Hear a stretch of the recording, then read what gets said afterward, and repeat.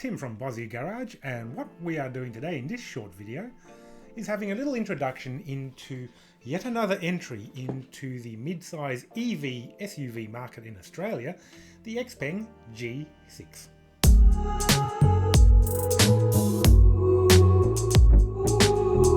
So you might think, who is Xpeng? I've never heard of them. Well, I hadn't until I had a quick look around the Xpeng stand at the EV SUV show in Melbourne quite recently. They're actually quite a new company. They're only about 10 years old, having started in 2014. Where did they come from? There's one of the big Chinese state-owned manufacturers, let's call them GAC, which stands for Guangzhou Automotive Group, state-owned anyway by the Chinese government, and it was backed by a couple of the big companies in China, Alibaba. Most people have heard of Alibaba, AliExpress, and the other one being Xiaomi. They make mainly mobile phones, but they're branching out. They've got their own electric vehicle on the way as well. So when did Xpeng first launch a vehicle? They started with an SUV, I think it was called the G3 in 2018. And then they had a sedan launched just a year after, 2019, called the P7. Currently, they've got, half a dozen electric vehicles available for purchase. And the first one available in Australia is going to be the G6. What does it come with?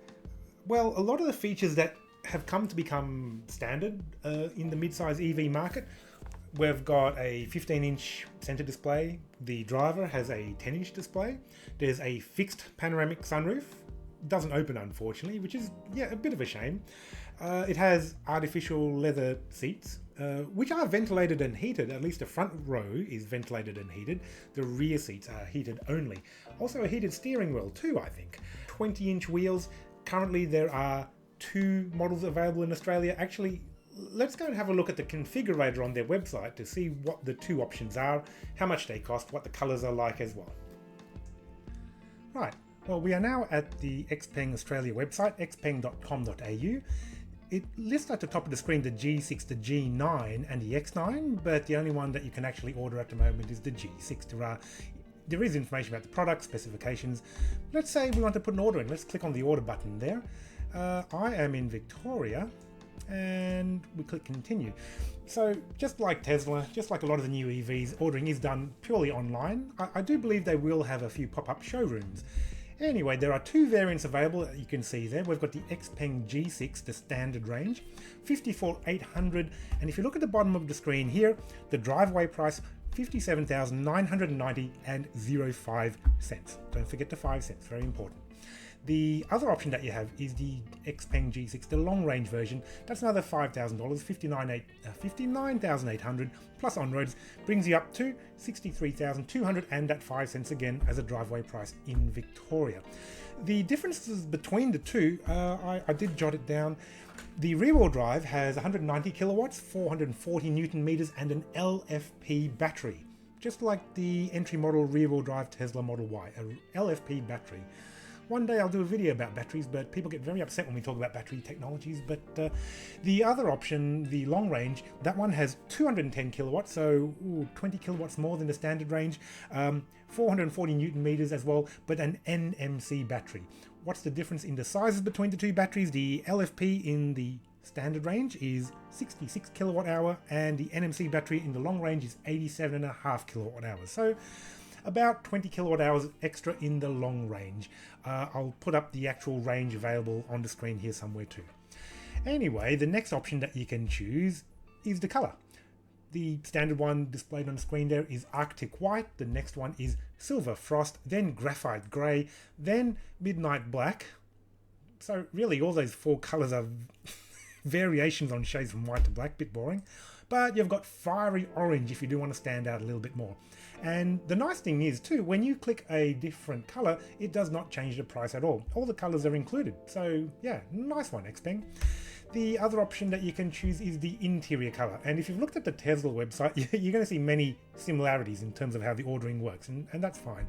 So you can have a nice white interior, quite a nice light and bright airy interior. Goes well with the panoramic sunroof too. How well it's going to stand up to staining and scuffing, don't know. Anyway, the other option is black. which is very, very black. I kind of like that two-tone white interior actually. Yeah, very nice. What is it made of? Artificial leather. Vinyl, really, is what it is. But that's fine. Hard wearing. Maybe go in and touch and feel it first to make sure that you're happy with how it is. Wheel options. 20-inch sport wheels are standard and really the only option you can get on your Xpeng. The next button here, your home charger. It says here, home charger is included, but if you look at the fine print, it says valid on orders made before midnight, 31st of October. At the time of recording, this is the 30th of October, so you've got, well, by the time I put this video up, you probably have missed out on it. Anyway, that's fine. Pick up and delivery options. We'll put in Melbourne CBD 3000, and you can pick it up from Melbourne, which is great.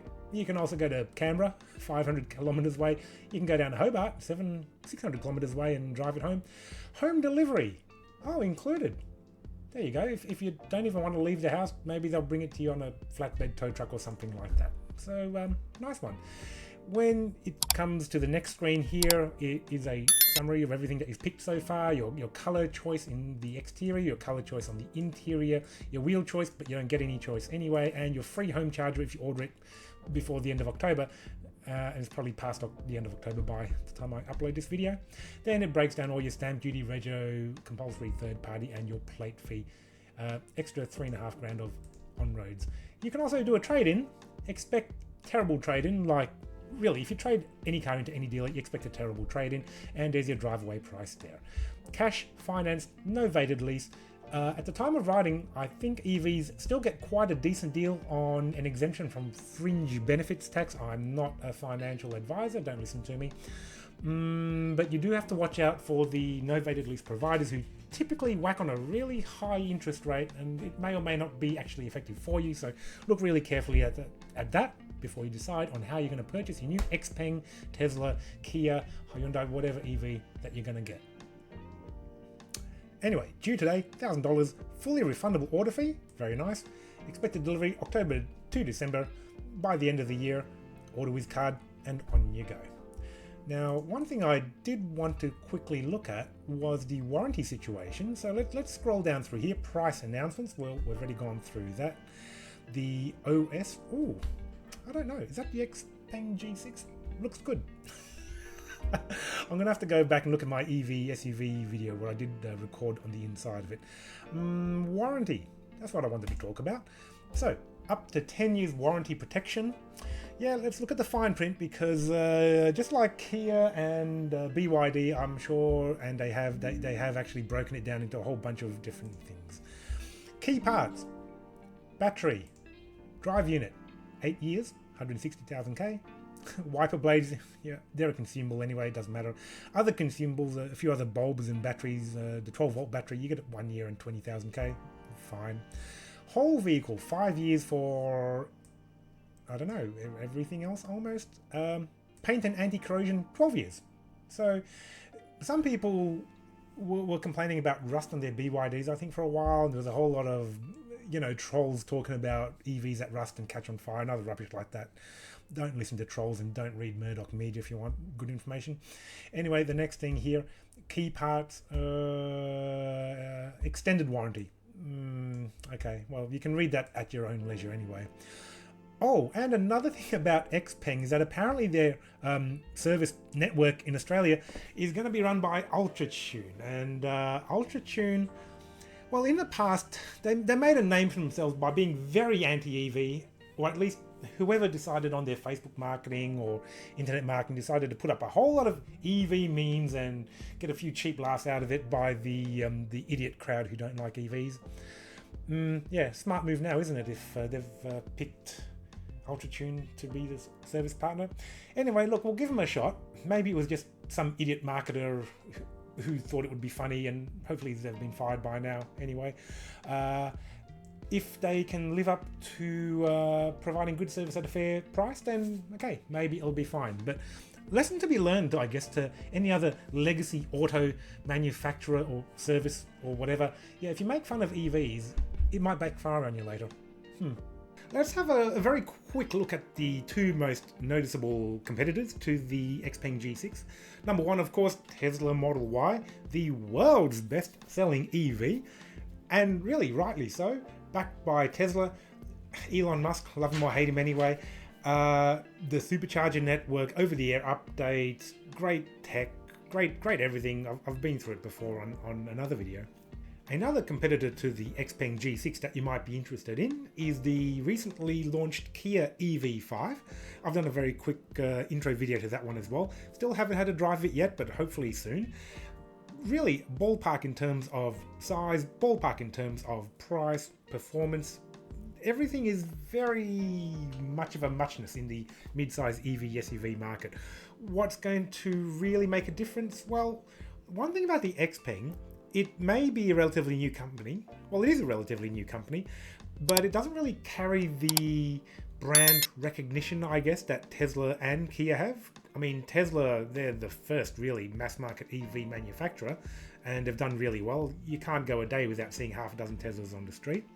Kia, relatively new to EVs, relatively I say, but they have been in Australia from, I would say about 20 years ago or so. And they've come a long way, just like their sister company, Hyundai have. Now, if you want the wildcard option, again, I love throwing in a kind of a random, maybe not a direct competitor to a brand new EV, but in the $50,000 to $60,000 mark, well, you could actually pick up an Audi SQ5. Pretty recent one too, I guess. 2020, 2021 model, V6, twin turbo, proper opening sunroof, lots of noise, lots of power, lots of Audi reliability. Yeah, Volkswagen products, not great reliability, at least in my experience and at least in a lot of other people's experience too. But hey, wildcard, that's what it's all about. Something a little bit random, a little bit out there. Yeah, Audi SQ5. Anyway, that is my quick, I guess, introduction to the Xpeng G6 into Australia, and hopefully it's been useful for you in some manner. If it has, please like, comment, subscribe. Let me know what other EVs we want to be covered in this channel, and I will see you in the next video.